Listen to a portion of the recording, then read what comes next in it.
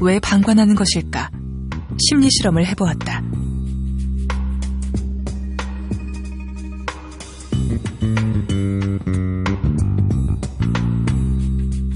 중고생들이 많이 찾는 식당. 고교생 4명이 들어와 자리를 잡고 앉는다.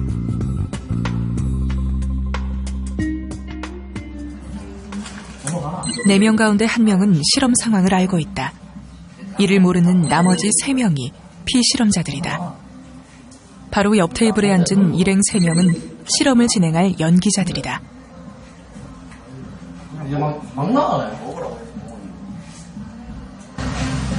이때 갑자기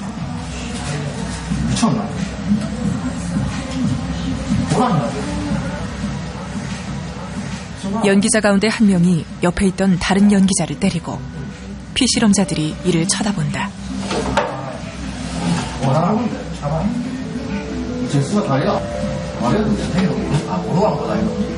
하지만 바라보기만 할 뿐 별다른 행동은 하지 않는다.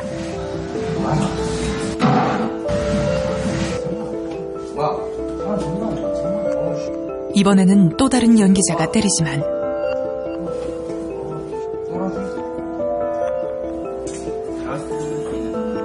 이번에도 피실험자들은 서로 눈치만 보며 한참을 머뭇거린다.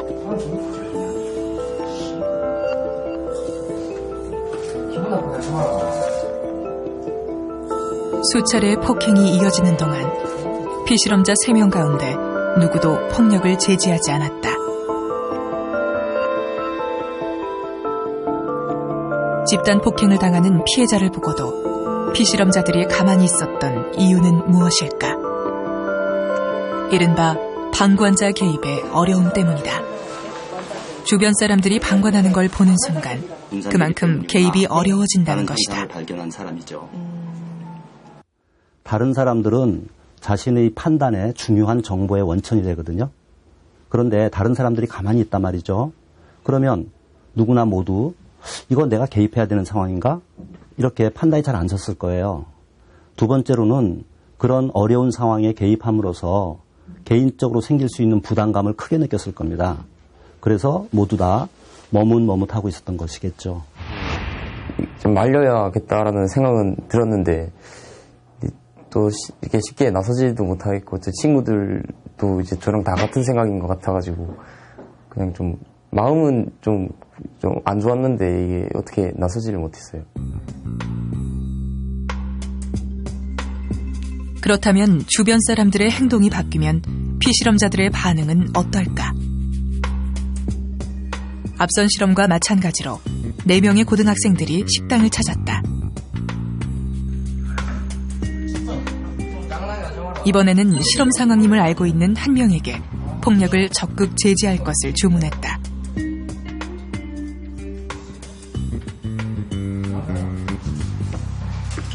근데 야 11시인데 아우씨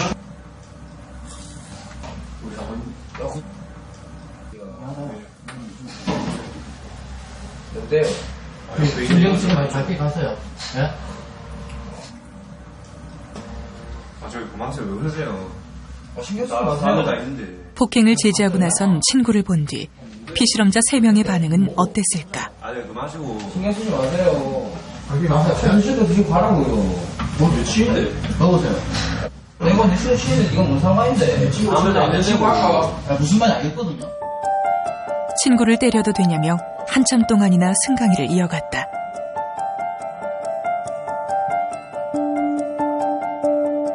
그러던 중 갑자기 추운데? 친구다. 친구다. 친구 할까? 친구 하자. 친구 해볼까? 하자. 해보자.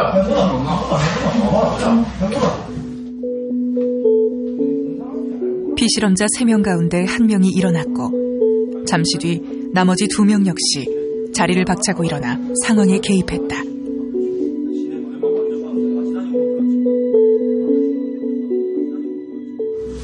친구 때리면 되나? 친구 게임 때릴 수 있지. 때릴 수도 있나? 그럼 친구 해볼까? 친구 하더나. 경찰서 가서 이야기하자. 해봐. 여기 뭐 우리가 할래 있나? 아무리 때리냐? 네가 여기 때리면 뭐냐? 친구를 때리려는 연기자를 몸으로 막아선다. 또다시 폭행이 이어지자 이번에는 더 강하게 폭력을 제지한다. 앞선 실험과 달리 피실험자들이 개입한 이유는 무엇일까?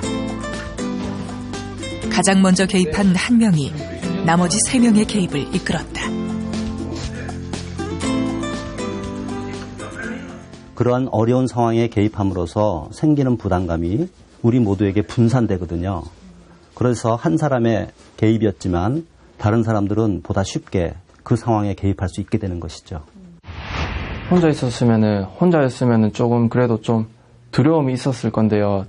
제 친구들이 같이 있었잖아요. 그러니까 친구들이 있었으니까 제가 더 용기를 내가지고 그렇게 개를 말리러 제가 갈 수 있었던 거죠. 실험이 의미하는 건 무엇일까? 사람의 행동을 결정짓는 건 개인의 인성보다 상황의 힘이 크다는 것이다. 사람의 행동에 영향을 주는 요소는 개인이 갖고 있는 특징도 있습니다. 예를 들면 성격이나 가치관 이런 것들도 행동에 영향을 주죠. 하지만 그것보다 훨씬 커다란 영향을 미치는 것은 상황입니다.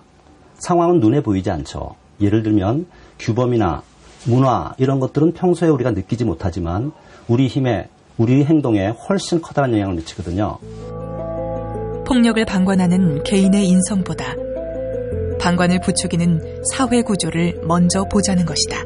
내가 속한 이 사회 전체가 그런 방향으로, 폭력이 지배하는 방향으로, 그래서 선이 지배하는 것이 아니라 악이 지배하는 방향으로 흘러가는 것 같네 하면은 방관하거나 기회가 된다면 자기도 그런 불법적인 폭력에 가담하게 되는 거죠. 사회가 폭력을, 또 불법적인 행위를 방관하도록 사실은 부추기고 있다, 저는 그렇게 생각을 하고 있습니다.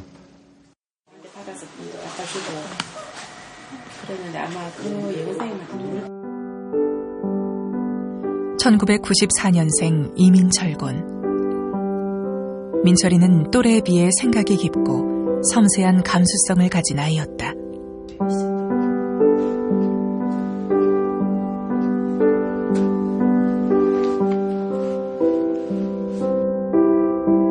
책과 음악을 좋아했던 꿈 많은 민철이. 민철이는 특히 선생님이 되고 싶었다. 나의 꿈은 선생님이다. 열심히 해서 멋진 선생님이 될 것이다. 20년 뒤 동창회 할 때 아이들은 각자 어떤 모습일까? 저마다 각자의 꿈을 잘 이루어 나갈 것 같다. 하지만 고등학생이 된 뒤 민철의 꿈은 산산이 깨졌다. 여성스런 목소리와 취향, 뚱뚱한 몸매가 반아이들의 단골 놀림감이 되었다.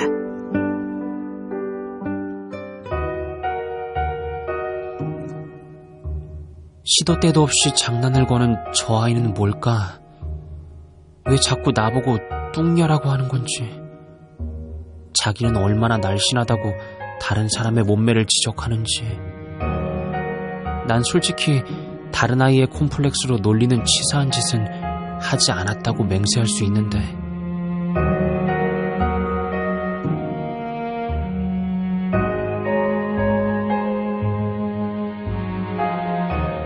제일 싫어하는 경우는 사람이 앞에 있는데 대놓고 욕을 한다든지 뒷담화를 한다든지 하는 경우예요. 그런데 우리 반에는 그런 아이들이 많다고 생각돼요. 전 솔직히 말해서 사람이 무서워요.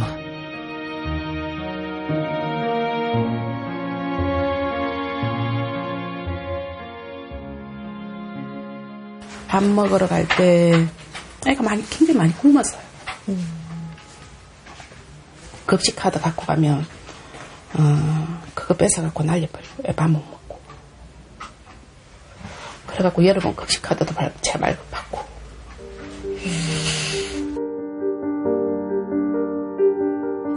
여름방학이 지나고 2학기가 됐지만 상황은 나아지지 않았다. 친구들의 따돌림과 괴롭힘은 점점 더 심해졌다. 말썽을 피운다며 교무실로 불려가 꾸지람을 듣는 날이 많았다.